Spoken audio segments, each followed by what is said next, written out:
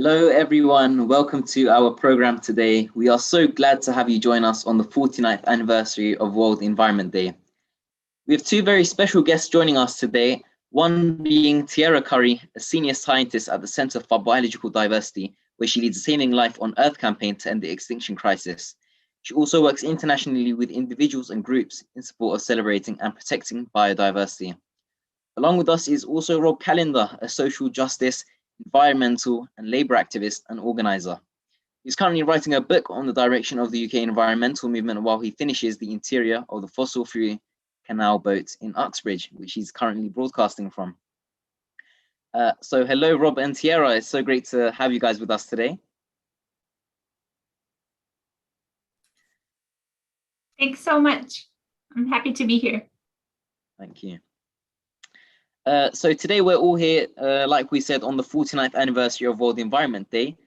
And World Environment Day is one of the principal vehicles through which the United Nations stimulates worldwide awareness of the environment and enhances political attention and action.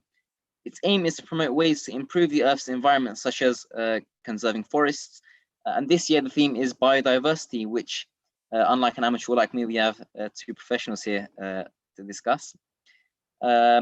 And yeah, so biodiversity from a beginner's mouth is the different kinds of life you'll find in one area, the variety of animals, plants, fungi, and even microorganisms like bacteria that make up our natural world.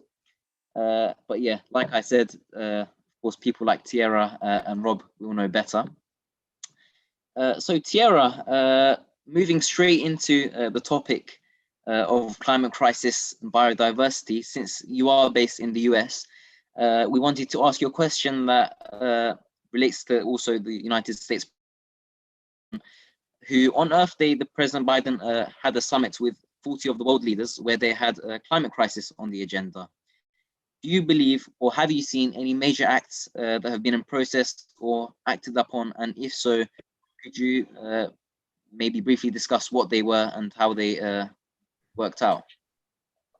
So coming from the last administration, the Biden administration has been a bit of a breath of fresh air, because the last administration, we were constantly playing whack-a-mole with going backwards in terms of environmental protection. We haven't so far seen as strong of an environmental commitment as we would like from the new administration, but there have been several promising things. One is Biden committed to protect 30% of US lands and waters for wildlife by 2030.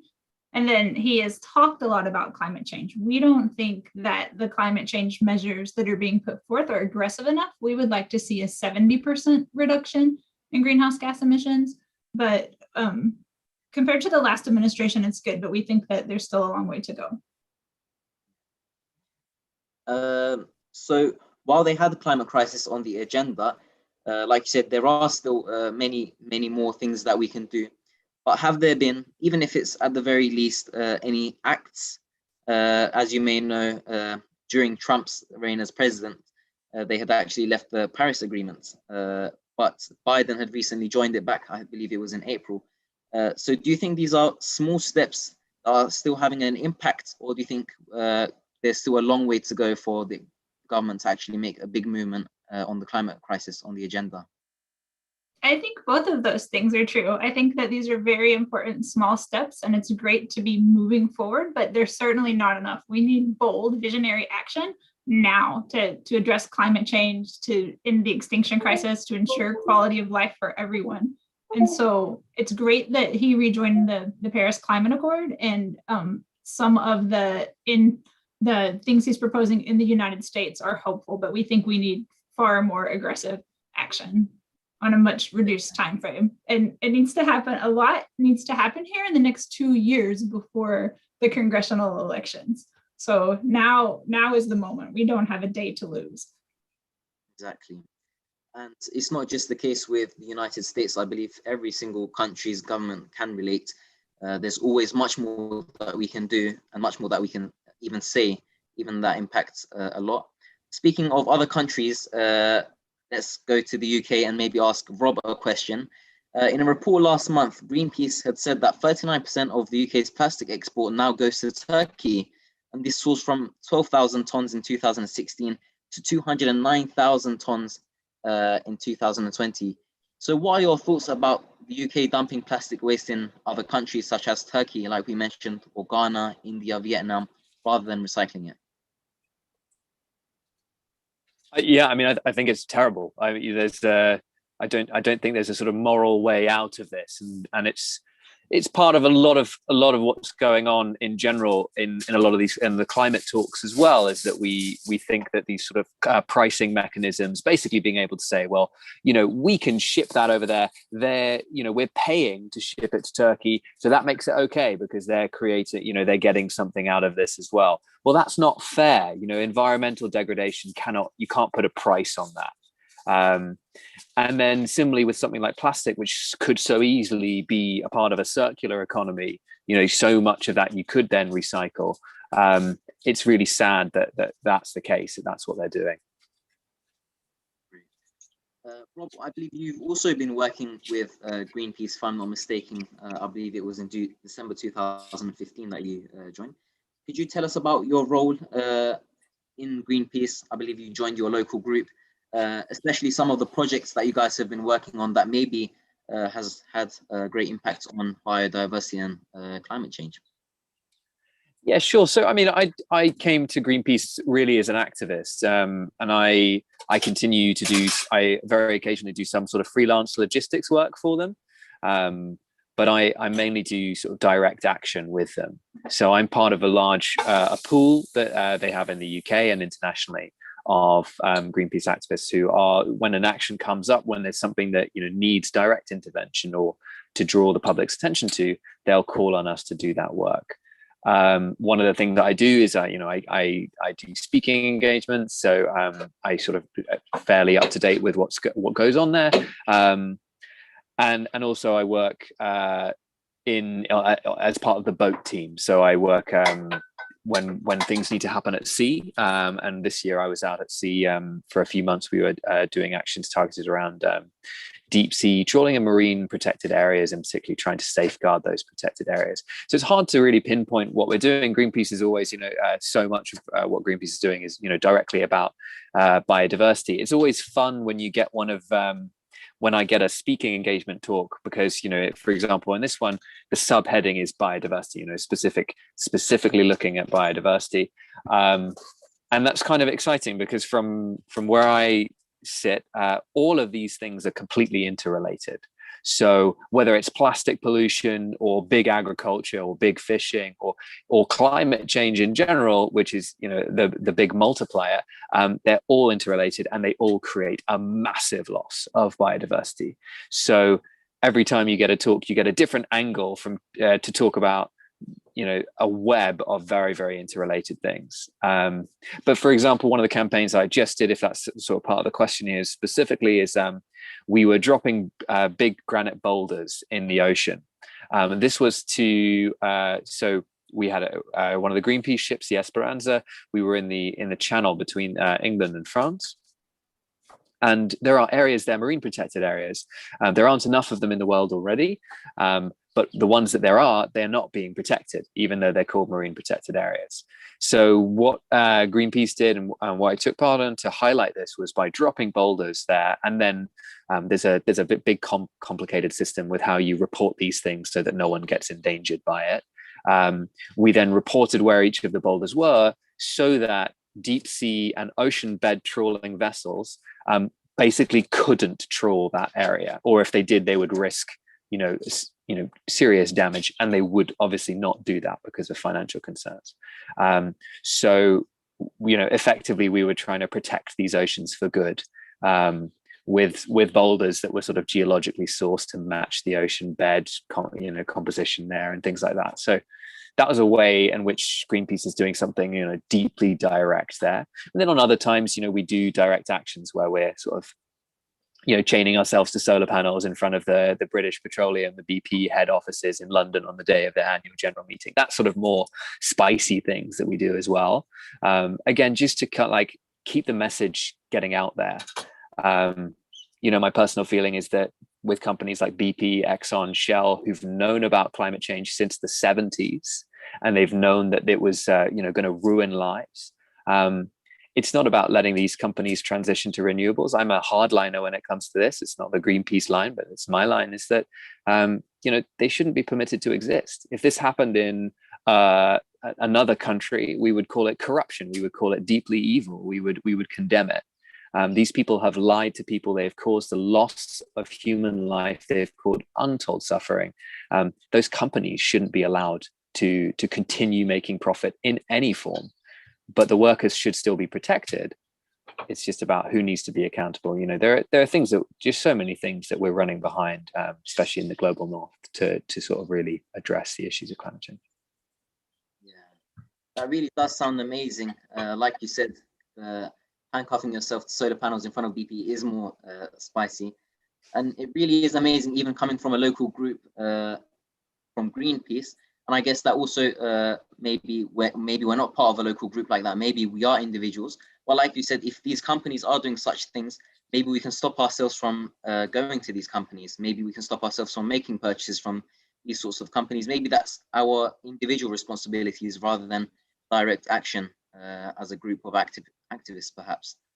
And traveling back across the globe to the United States, Tiara, you also said that you were a senior scientist at the Center for Biological Diversity, and you also lead the Saving Life on Earth campaign. Can you speak to us a little bit more about that? How does that, as a title of your center is biological diversity, how does that cause a diversity in biological diversity? Could you explain more about that? Yeah, for sure. And I actually made some slides. I'm going to share my screen.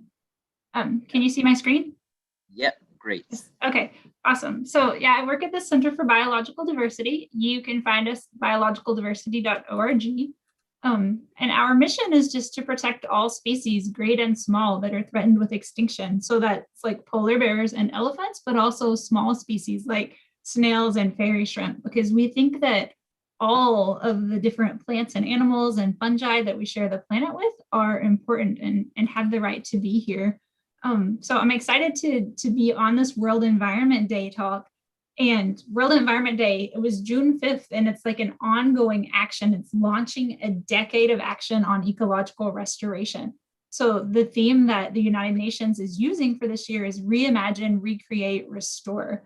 And we can't go back in time, but we can go forward. And so they're using hashtag Generation Restoration to motivate everyone to continue to take actions, not just on the day, but ongoing. And so ecosystem restoration is about preventing further loss, also restoring what's already been lost and reversing the damage.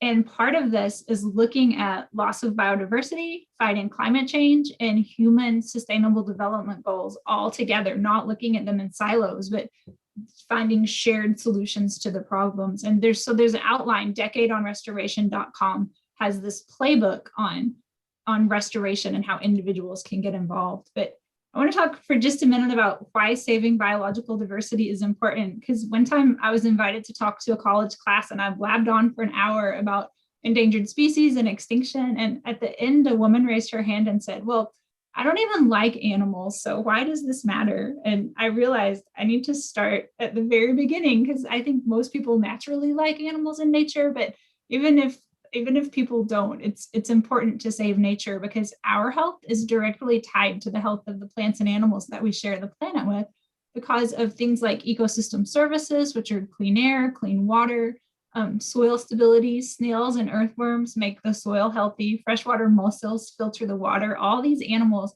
in the course of going about their daily lives, are making planet Earth a healthier place for all of us. And nature is also, like, it's valuable for its own sake. I believe that every species has the right to be here, and we do not have the right to drive species extinct. But nature is also a source of happiness and inspiration for people around the globe. And so I'm going to share some kind of overwhelming, depressing statistics, but then we're going to be more hopeful and talk about things that we can do. So the International Union for Conservation of Nature is an umbrella group of different organizations, and they're doing a global assessment. They're trying to figure out the status of every species on the planet. And so far, they've looked at about 134,000 species. And of these, they've determined that 28% of all the species that they've looked at are at risk of extinction. So that's like 1 in 4 species on Earth. The United Nations in 2019 put out an assessment saying that we could lose 1 million species to extinction if we don't take action. That's a very depressing and overwhelming statistic that we could lose 1 million species, but it's not inevitable. It's like a rallying cry, because we can look back in a decade and say, hey, we saved 1 million species. We didn't let the 1 million species go extinct. And another kind of global index of the health of the planet, World Wildlife Fund, has information on monitored vertebrate populations. So these are species with a backbone that people go out and count, like fish and birds and elk, things that people see and have actual data on. And of these, they've documented a 68% average decline in vertebrate populations since 1970. So this isn't extinction, but these are populations that are declining toward extinction. So we know we need to take action to save them. And sort of the biggest heartbreaking indicator of what's happening at the global level that all of us can experience is just the decline in common species like bees and pollinators and butterflies and bats and frogs that, you know, I grew up with and were very common. They're becoming more and more uncommon. So we have a shifting baseline for kids growing up today that didn't get to experience just wildlife everywhere like it was a couple generations ago. And so what's causing these declines in wildlife populations and extinctions? It used to be the acronym HIPPO to remember the primary causes, but now it's actually CHIPPO because climate change is such a growing threat to the future of life on Earth that it outweighs all of the other threats. The other ones are habitat loss, invasive species, pollution, human population growth, and direct overutilization. But climate change has become such a major threat to biodiversity that from 10% to 30% of all species are now at risk of extinction due to climate change impacts alone. So even if you have protected areas like Joshua Tree National Park on the West Coast or the International Monarch Butterfly Biosphere Reserve in Mexico, even though the land is protected, climate could undermine the species that currently live there. And so a couple of years ago, we lost the first species to go extinct to climate change impacts alone, the Bramblecay melames, which is a small rodent on an island off the coast of Australia. And when this happened, an Australian senator named Janet Rice said, extinction is a political choice. And that just really, it resonated with me and it changed the way I look at extinction. I thought of it as something inevitable that I could like do little things about, but then I realized we can end extinction. And we can also end climate change. I was on a Zoom last week with a scientist from NASA, and she said we have all of the tools, all of the knowledge that we need to end climate change. We just need the political will to do it. And it's the same thing with extinction. And so I direct our Saving Life on Earth campaign. One of our biggest asks in the United States is for President Biden to declare the extinction crisis a national emergency. We also want him to declare the climate crisis a national emergency and to treat these things together. So for years, we followed President Obama around in a polar bear costume, trying to get him to take action on climate change. And he never really did. And so back during the primary elections, we were already out following all the candidates around in a polar bear suit, Frostpaw the polar bear, demanding action on the extinction crisis and on the climate emergency. So a big part of this is land protection. Biden did commit to protect 30% of the US for wildlife by 2030, and that's moving towards the goal of half Earth. Because as Rob was talking about, only 15% of land and 7.5% of oceans are currently protected. We've modified most of land and most of the oceans. And a key part of this is respecting Indigenous rights. This is not a land grab. It's working with and respecting local land management to create space for wildlife and for sustainable development goals for humans, treating it all together. And so just last week, they're gonna say a lot of big words, the Intergovernmental Panel on Biodiversity and Ecosystem Services and the Intergovernmental Panel on Climate Change, who had been like doing independent reports, they finally put out a report together, and it emphasized the interconnectedness of the climate biodiversity social system. And it basically said, we can't fight these things in silos. We have to act on them together, and human development and a decent standard of living for everyone has to be part of that. And so this is going to mean a new conservation paradigm and a shift away from thinking of unending economic growth as good, or thinking that we can just plant 1 billion or 1 trillion trees and that will fix everything. Nature-based solutions are a part of fighting climate change, but you can't plant trees in wetlands or in grasslands or in places that didn't have trees. And you can't mine for metals, for technology, without looking at the people and the mining system and the species that live there. So it's calling for just looking at everything together. I was really excited about this because a lot of the species that we're trying to save have very small ranges. They're endemic, like a crayfish that lives in 2 creeks, or team buckwheat, which is a plant in Nevada that only lives on a ridge that has a lithium deposit that they want to mine to get lithium to fight climate change, which would cause the buckwheat to go extinct. So we have to look at all of these things together. And environmental justice is a huge part of that, respecting local communities.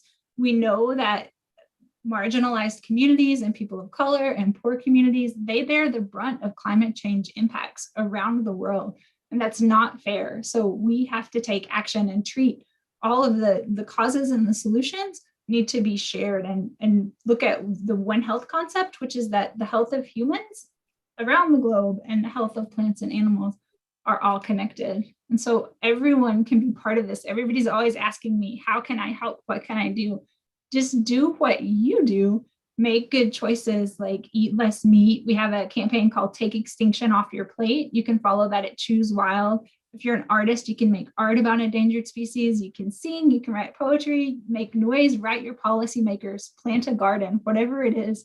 Everybody's actions are important to save biodiversity, fight climate change, and create a good standard of living for people around the world. So that's the long answer to the Saving Life on Earth campaign and the Center for Biological Diversity. It was a long answer, but it was also a great answer. Thank you for that. And it's also great that before you started, you mentioned that the lady had said, I don't like animals, so why does it matter to me? And I think this also arouses this question, because whenever we do these interviews and programs, we always say, how can we make people want to do more? And one of those things is to educate. And when it comes to liking animals as well, that's also a way of, having a passion towards stopping these things, to try and help stop climate change, to try and attend these programs and see what else you can do. Do you think it's important to make people love animals? Do you think it's an important step in making these people also want to do more as well? Or do you think rather you have to do more for yourself to fight climate change than to make people like animals to be able to fight climate change? What do you think is more important? And if both are important, where does the standard lie? I think that it's easier to like some animals than others. Like I work on monarch butterflies a lot, and we say monarchs are a gateway bug because they're pretty. Like a lot of people like butterflies and birds and pretty things, but they don't like freshwater mussels or snakes. And so in some ways it's important to get people to love them, but in other ways, we can just get people to understand that they're important and they have the right to be here and that we shouldn't exploit them. Like COVID-19 is a zoonotic disease spread from animals to humans. And so taking care of nature means taking care of our health, and not taking care of nature, exploiting natural areas, puts all of us at risk. And so you don't have to love animals to understand that we shouldn't, wreck their habitat and slaughter them, and that eventually that will come back to us. But just in terms of daily actions, finding what somebody is passionate about. Maybe they don't like animals, but they care about clean air, or they care about kids with asthma. And so you can get them to help fight a coal-powered power plant to help make the air cleaner for the children who can't breathe because of the pollution. And so I just try to find something that people do care about and work from there. Because if I just approach somebody and say, hey, do you want to help me save a freshwater mussel? They're going to be like, probably not. Yeah, definitely. I definitely agree with you for that. Coming back to Rob, recently, you most definitely know about it as well. Boris Johnson at the G7 summit, and closing off on the 13th of June, he said that he made a vow to protect the integrity of the UK. What do you think of this? And the G7 summit was also a big step. What do you think will change following this G7 summit, along with his vow? Yeah, I think the G7 summit personally, for a lot of the goals that I would have pushed there was a failure.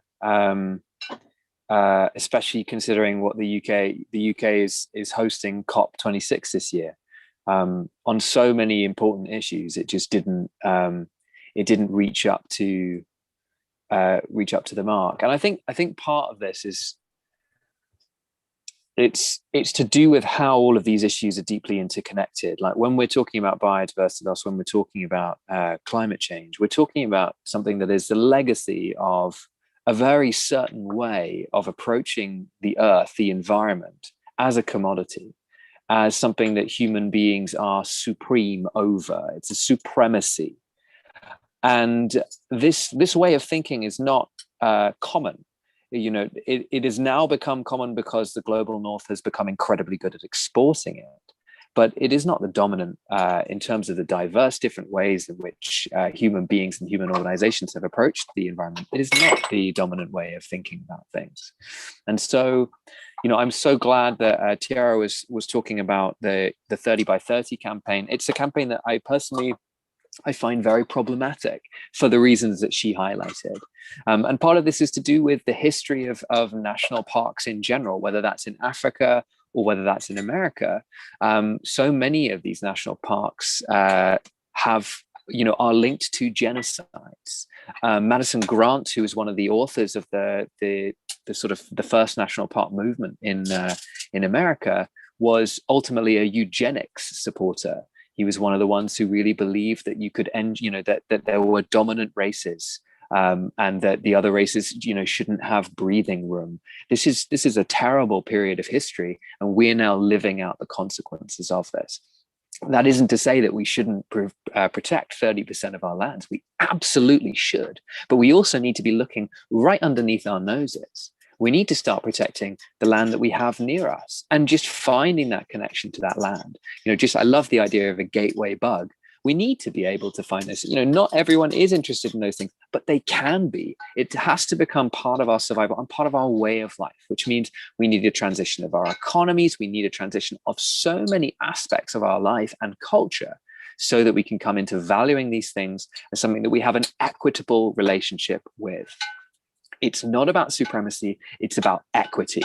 You are eating, think about so many religions have this sort of idea of giving thanks before you eat, because you're giving something back for something that you're taking. There's tribal peoples in the Amazon, they have, they call it, when they go hunting, often vegans condemn that, sort of this sort of thing. I'm a vegan, but, I find it really interesting. There's a tribe in the Amazon who they go hunting and they hunt pigs, wild pigs there, and they call them the pig people. And before they go hunt them, they offer prayers to them and they sacrifice to them and they give them gifts and they give them things, not because that's the right way in which to go about hunting, but that's because they feel like they're in an equitable relationship with the pigs, rather than what we do here, which is a massive driver of biodiversity loss, which is we intensively put the pigs into a tiny environment. We force feed them, we change them, we make them, we have to pump them with antibiotics just so that they can survive the environment that we put them in. And then this creates all sorts of problems down the line.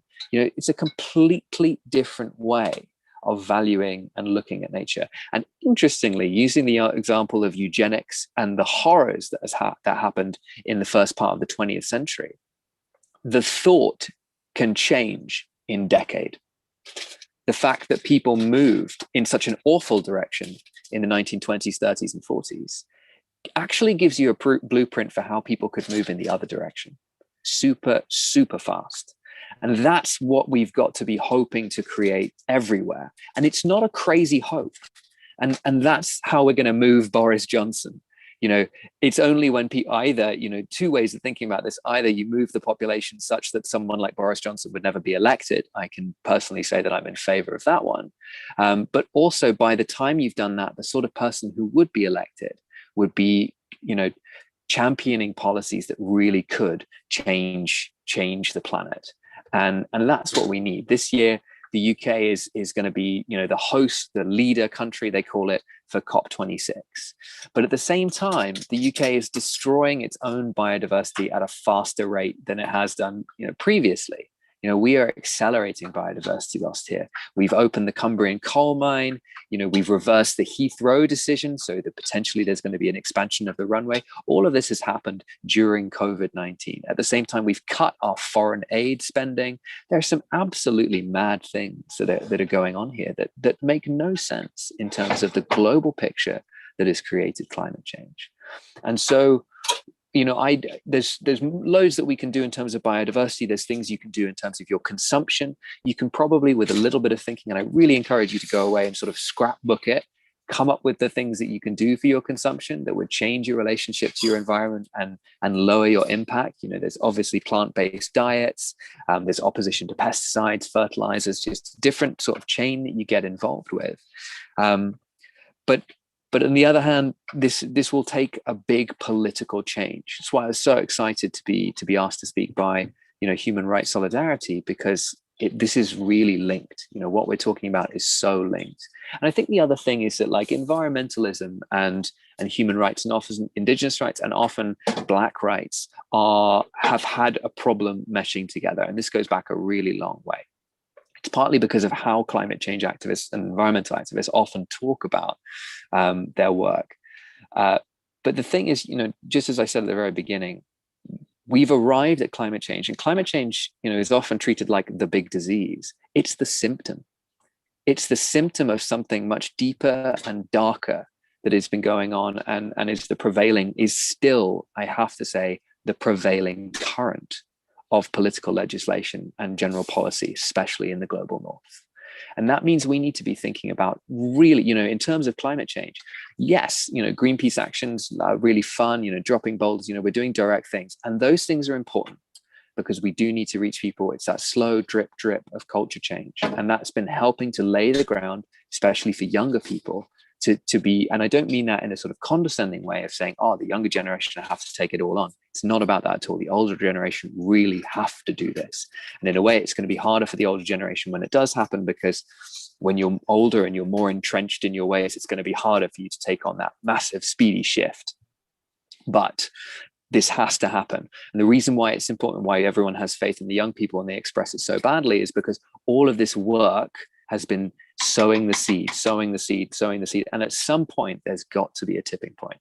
And that means we've got to get out on the streets. We've got to get out in all the different ways that we can, whether it's dressing as a polar bear, which is brilliant, or whether it's clubbing together in big marches, which is also amazing.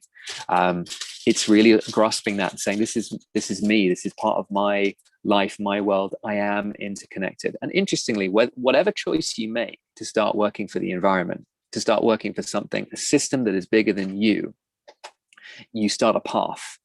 And that journey is almost the most important thing. Not so much about what little successes you have along the way. You just need to start that path. And if you can encourage someone else in your life to start their path as well, where they start serving, they start considering, oh, how should I change my life? What should I buy? How should I eat? In the thinking of that in a grander frame in terms of the environment that is bigger than them, well, you've already started them on something that's wonderful and spiritual and much closer to indigenous ways of thinking that are closer to the environment. And that is a huge part of the battle here as well. And so whether, we're talking about deforestation or big agriculture, big fishing, pollutants, ocean heating, all of these things that are linked together, climate change, obviously, as I said at the beginning, is sort of multiplier of all of these things. The way to combat this is different. It's much more linked to the solidarity that you're working on. It's much more linked to indigenous people being able to be self-determining. One of the big things I campaign on in another activism, guys, it's not in Greenpeace, is about debt cancellation. We need to work on helping poorer nations through this crisis, because the madness of debt is one that, if you can think of it in an individual scale, it works exactly for the same as for an individual as it does for a country. If you're running out of money because something awful has happened, for example, a pandemic, and you didn't have much money to begin with, maybe you had almost none. And in America, for example, you've got healthcare problems. In the UK, we're really lucky. We have this national health system, but in America, it's not there yet. And so if you're in this place, you then have to take out a loan to be able to pay off a bill. Well, that seems like it's great, but now you're paying more of your paycheck towards servicing that loan to pay back the money that you've taken out. That means you've got less of your paycheck to save, to become less vulnerable. So the vulnerable countries become more vulnerable by taking on debt. And the international finance system completely understands this. It's the absolutely most simple thing that's been understood about debt for thousands and thousands of years. And actually, it would be easily within the reach of the governments to cancel it immediately. Like it's incredibly simple to do that. The IMF and the World Bank printed $9 trillion to pay back the banks and to service governments in the global north so that they could get through the coronavirus crisis. It would only cost $49 billion to vaccinate the entire global south. And yet they're not printing that money. And this is the problem that we live in. We live in a completely unequal world. And until we solve some of these inequalities and we get back to sort of equitable thinking, well, how can we even talk about equity with nature? For people thinking about equity with nature, sadly, it was mentioned earlier, the coronavirus is a zoonotic illness. There are other zoonotic illnesses that you can think of probably that have happened in the last decade. There's SARS, there's MERS, there's avian flu, there's swine flu. So many come from our food supply chain. But who are they affecting? Well, they affect the sick and the weak and the people who can't afford healthcare. That's not, karma in this sense is asymmetrical. It doesn't affect the person who created the problem. And it's the same with the rich people. The top 1% pollute 10,000 times as much as your average person living in Kenya. The top 1% in America, just happens to be the highest polluting country in terms of the 1%, pollute 10,000 times as much as one person in Kenya. And this is just completely crazy.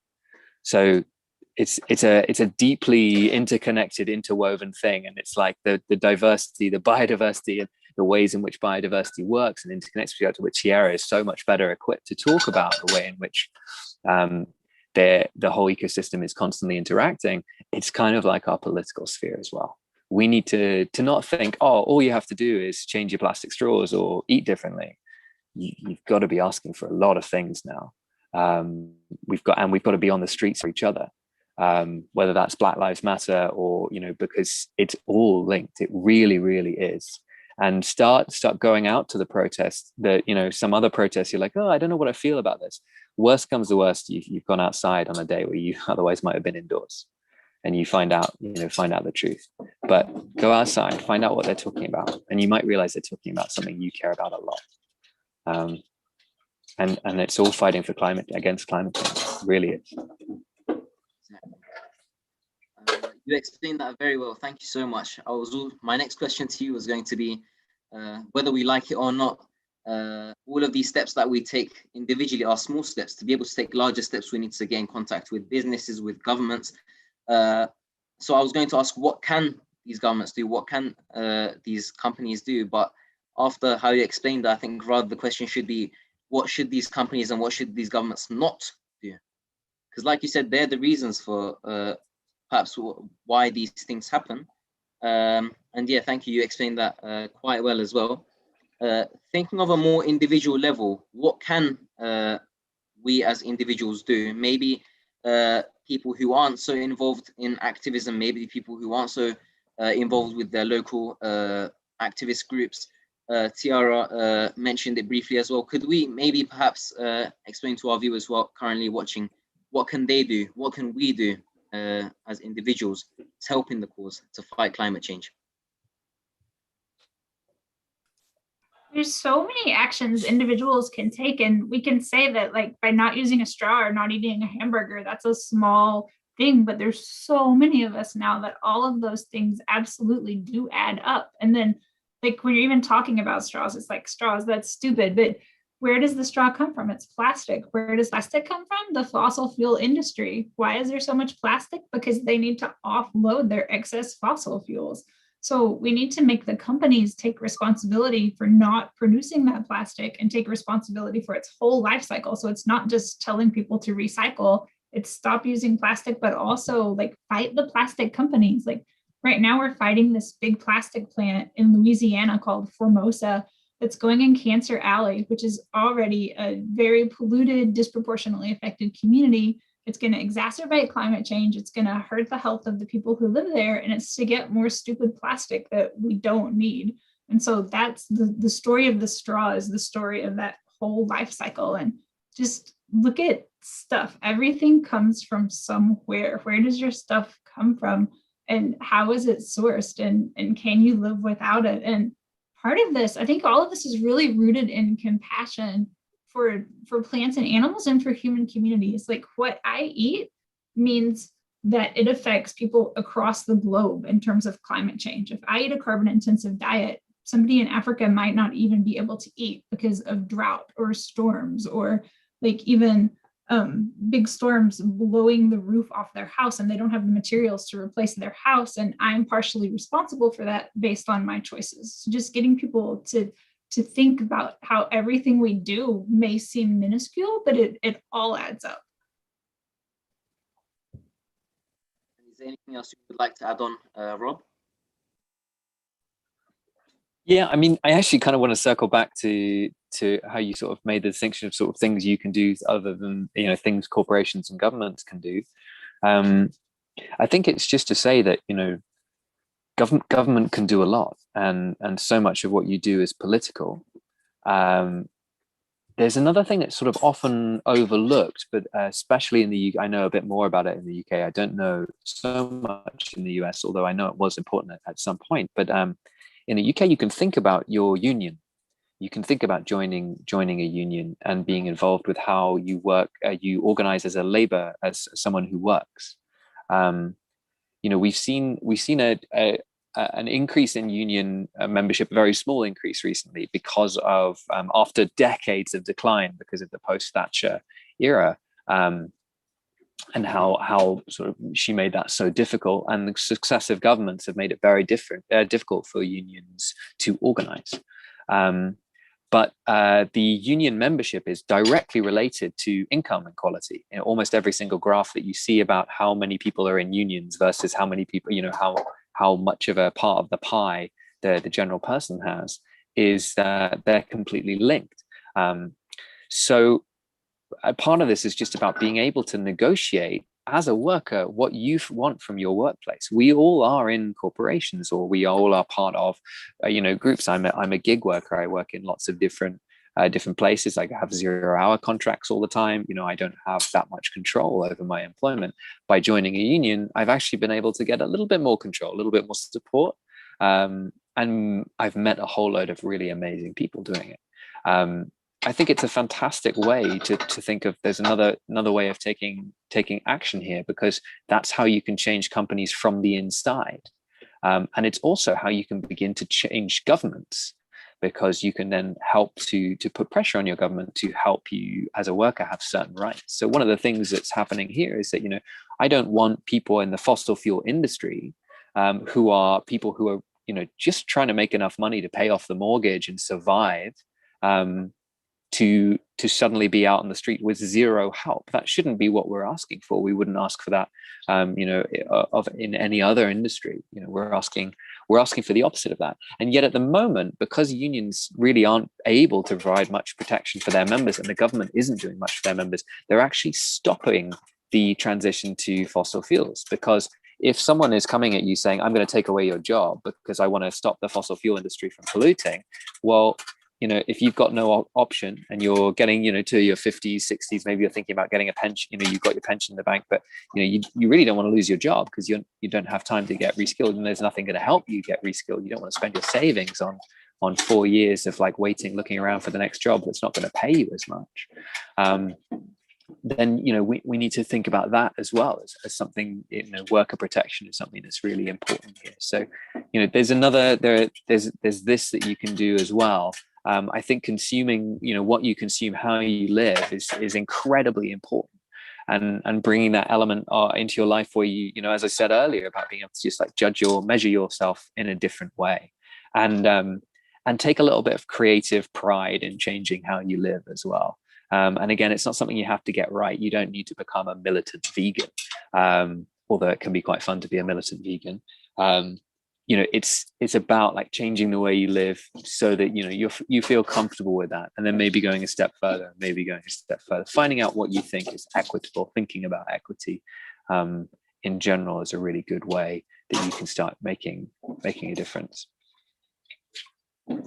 I definitely will be taking that into consideration on my next purchases, and also as a personal responsibility to help out, and hopefully our viewers will as well. We now have a video by Human Rights Solidarity volunteers showing the importance of biodiversity.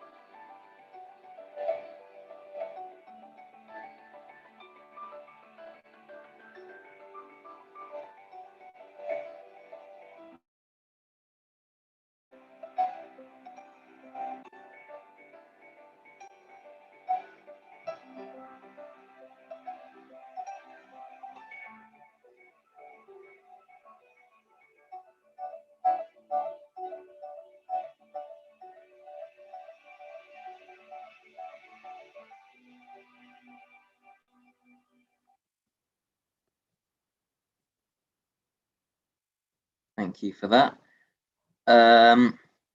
We now have a Q&A session for our viewers if they would like to ask any questions to Rob and Tierra. So if our viewers would like to start asking the questions, we can ask right now through the live stream on the chat. We'll just wait a few minutes to see if we have any questions coming through.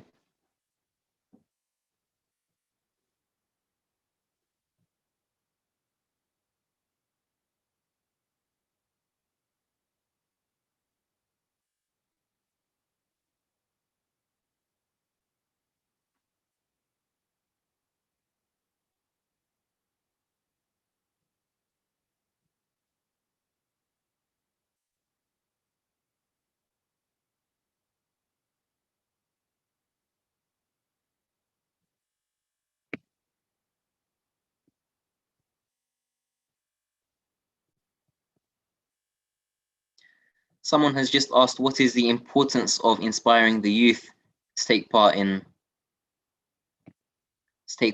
in activism? I think they're also referring to specifically the biodiversity activism branch. It's a question for the middle, so if anyone would like to. So I can jump in and then pass to Tierra as well. I think just the youth is it's hard to sort of know how to talk about this, but I think I think of my father and how what the youth sends a signal by going out, by taking that that time to go out onto the streets to take part in activism, whatever that looks like, sends a signal of sort of what is important in that in a different way to someone who's older. You know, it's so that people who are open and can see that young people might value different things to older people, young people who are going to see a lot more of the effects of the policies of the now. So I think just in general, thinking very sort of pragmatically about going, well, actually me being on the street sends a message of what, you know, what I find important, and how, you know, that might be a different message to older people is really important.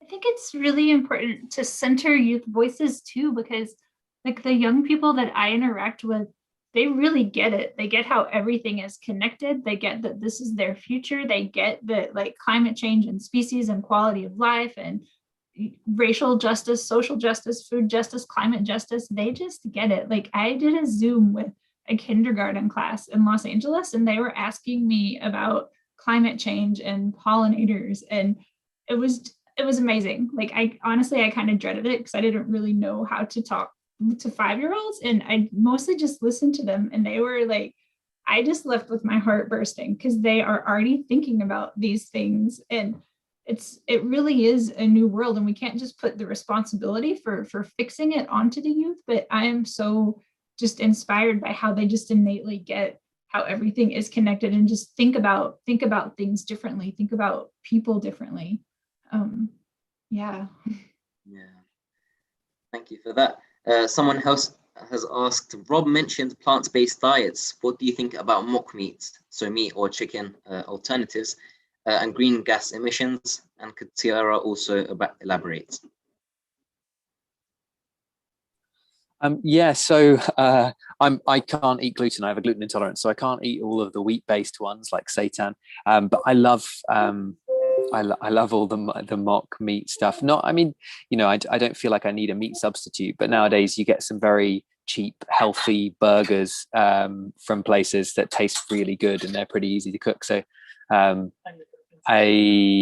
love getting having those. I also, you know, to be honest, I love eating tofu. I teach a lot of yoga, and I do a lot of exercise in general with my life. So I end up having a diet, you know, like that.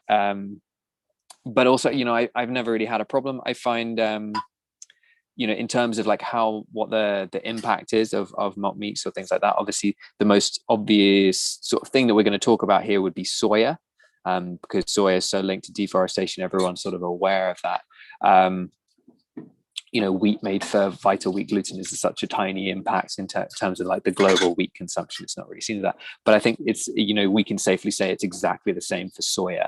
90% of soya bean is grown and given to animals, to fatten animals. So it's not about, so, you know, your total soya consumption, if you're a big tofu eater, is tiny. So I think we, you know, in that sense, you as a plant-based diet eater, you don't need to worry so much about that sort of thing. I don't know much more about the sort of other protein sources that you can get. I know that pea protein, you're probably going to be okay in terms of like how it's harvested, but yeah, I don't know about any of the other ones, but I think you're okay with soya. It's certainly much better than putting it in a cow. There's so many resources available now, so you can get information about your food choices. Like we have choosewild.org, which is part of our Take Extinction Off Your Plate campaign. But like in terms of soy, like a lot of it in the United States, 90% of it is genetically modified to be tolerant to pesticides so that they can dump more herbicide on it. And that's causing pollinator declines and undermining the monarch butterfly migration. So it's not as simple as, oh, I'll eat soy instead of beef.